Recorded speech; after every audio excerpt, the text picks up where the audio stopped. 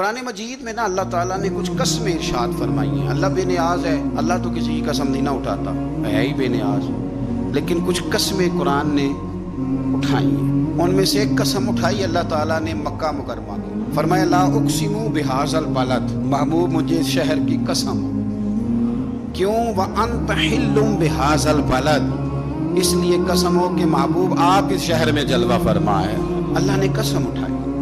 حرمین شریفین مکہ مکرمہ اور مدینہ طیبہ یہ عظمتوں والی جگہ ہیں. ان جگہوں کو اللہ نے شانیں عطا فرمائی، ان کو اللہ نے مرتبے اور مقام عطا فرمائے، ان کو اللہ تبارک و تعالیٰ نے بڑے اعزازات سے نوازا. حج نہیں ہو رہا اس دفعہ، دنیا سے زیادہ لوگ نہیں جا رہے. چاہیے تو یہ تھا کہ لوگ بڑا شوق پیدا کرتے، ذہن کے اندر خیال آتا کہ میں اپنی تڑپ کو بڑھاؤں، لوگ روتے دعائیں مانگتے. لیکن ہم کہتے ہیں خیر صلی اگلے سال چلے جائیں گے. میری تو رائے یہ ہے کہ یہ جو اس دفعہ حج عمرہ کچھ عرصے کے لیے نہیں ہو رہا تو اللہ تعالیٰ ہماری تڑپ بڑھانا چاہتا ہے، ذوق بڑھے، شوق بڑھے. خانہ کعبہ کے فضائل پڑھیں، مدینہ طیبہ کی عظمت کو سوچیں، نعتیں سنیں، وہ ذوق جو خاص کیفیت ہے اس کو پیدا کریں. نبی پاک صلی اللہ علیہ وسلم نے جو ہمیں فضیلتیں بیان کی نا مکہ مکرمہ کی اور مدینہ طیبہ کی، اس کی حکمت بھی یہ ہے کہ ہمارے دل میں شوق پیدا ہو کہ ہم نے اس جگہ جانا ہے، ہمارے دل میں تڑپ پیدا ہو، ذوق آئے ہمیں. دیکھیں نبی پاک علیہ السلام نے فرمایا جو نماز تم اپنے گھر کے اندر پڑھو گے ایک نماز کا اللہ تمہیں ثواب دے گا، جماعت کے ساتھ پڑھو گے تو 27 نمازوں کا ثواب.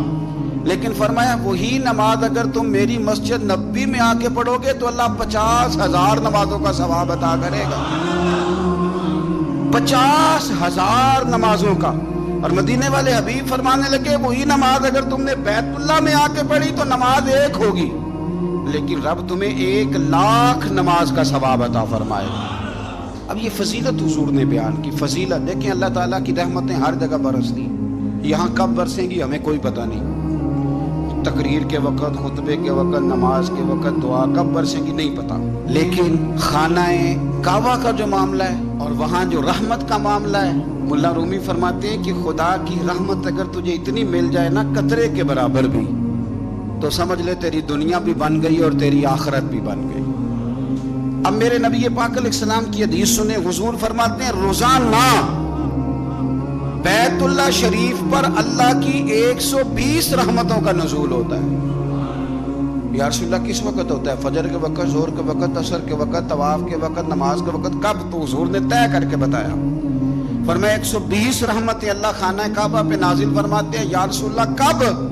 فرمایا 60 رحمتیں تو ان پہ برستی ہیں جو بیت اللہ کا طواف کرتے ہیں، اور فرمایا 40 رحمتیں اس پر برستی ہیں جو حرم شریف میں نماز پڑھتا ہے. اور حضور فرماتے ہیں کچھ بھی نہ کرے بس بیٹھ کے کعبے کی زیارت ہی کرتا رہے، 20 رحمتیں تو اللہ اسے بھی عطا فرما دے. اتنی مقدس جگہ ہے.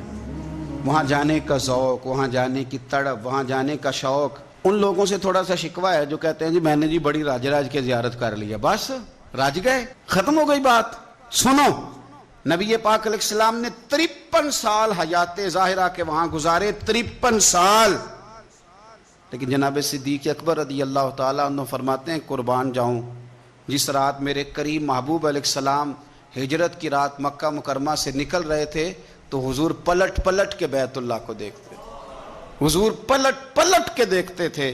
اور پھر میرے محبوب کریم علیہ السلام نے پلٹ کے کعبے کی طرف دیکھ کے فرمایا بیت اللہ تو مجھے بڑا ہی پیارا ہے، تو مجھے بڑا ہی پیارا ہے، اے شہر مکہ تو مجھے بڑا ہی پیارا ہے.